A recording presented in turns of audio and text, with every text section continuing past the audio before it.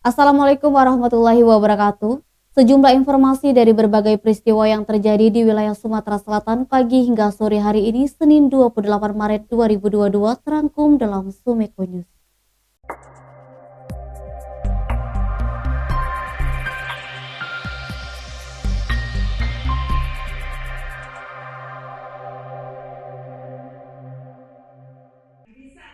Sekretaris Daerah Provinsi Sumatera Selatan Supriyono membuka rapat koordinasi pemberdayaan perempuan dan perlindungan anak Provinsi Sumatera Selatan tahun 2022.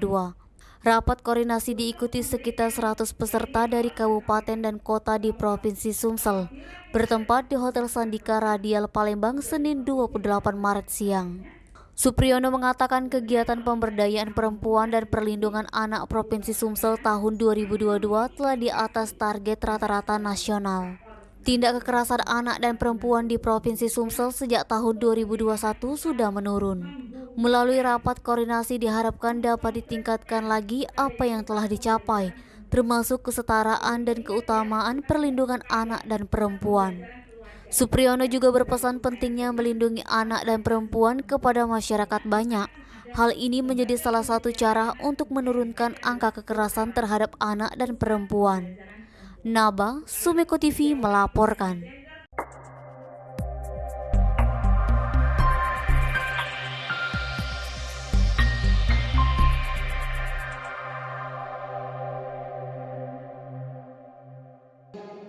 Media gathering turnamen tenis meja BPJS Kesehatan PWI Sumsel 2022 resmi digelar di Wisma Atlet Tower C Building 3 Senin 28 Maret pukul 8.30 waktu Indonesia Barat. Pembukaan dilakukan Asisten Deputi SDM BPJS Kesehatan Sumsel Babel Didin Budi Cahyono. Asisten Deputi SDM BPJS Kesehatan Didin Budi Cahyono mengatakan, BPJS Kesehatan berkomitmen untuk menjaga kesehatan masyarakat. Salah satunya dilakukan dengan menggelar media gathering bersama PWI Sumsel. Media gathering tahun ini adalah yang ketiga. Ketua PWI Sumsel Haji Firdaus Komar mengapresiasi BPJS Kesehatan yang setiap tahun menggelar media gathering. Turnamen tenis meja akhirnya dimenangkan Direktur Sumekdutko Haji Mahmud dan juara kedua dimenangkan Zulhanan, Jenderal Manajer Sumexbu.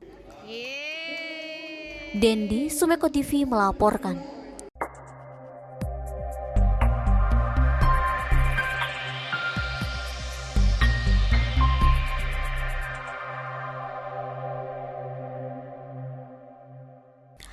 Aparatur sipil negara Provinsi Sumsel masih harus gigit jari, pasalnya hingga kini tunjangan kinerja belum cair.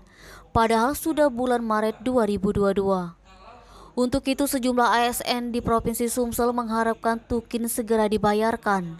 Diana Kencanawati, Kabid Inka Kinerja dan Fasilitas Profesi ASN BKD Sumsel mengatakan, tukin belum cair dikarenakan adanya kebijakan Mendagri nomor 900 tahun 2020 tentang tambahan penghasilan pegawai ASN di lingkungan Pemda yang harus pihaknya akomodir. Saat ini tukin tidak lagi berdasarkan golongan melainkan harus berdasarkan kelas jabatan dan harus disusun biro organisasi. Diperkirakan tukin ASN bakal cair dalam waktu dekat. Diana mengungkapkan total PNS dan CPNS di Sumsel yang bakal menerima TPP ASN sekitar 7.000. Edi Handoko, Sumeko TV melaporkan.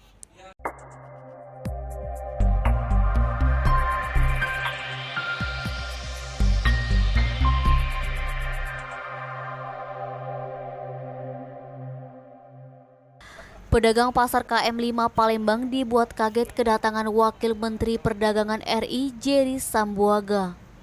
Betapa tidak, selain melakukan operasi pasar, Jerry Sambuaga juga memborong dagangan yang dijual pedagang. Wakil Menteri Perdagangan RI Jerry Sambuaga didampingi Kepala Dinas Perdagangan Provinsi Sumsel Ahmad Rizali melakukan operasi pasar untuk memastikan kestabilan harga bahan pokok menjelang Ramadan. Senin 28 Maret. Wati, salah satu pedagang cabai dan bawang di pasar KM5 mengaku kaget dan heran saat ada keramaian di pasar dengan iring-iringan pengawal dan awak media. Orang tersebut tiba-tiba menghampirinya membeli cabai bawang. Wati tidak mengetahui bahwa yang berbicara dengannya adalah Wakil Menteri Perdagangan RI.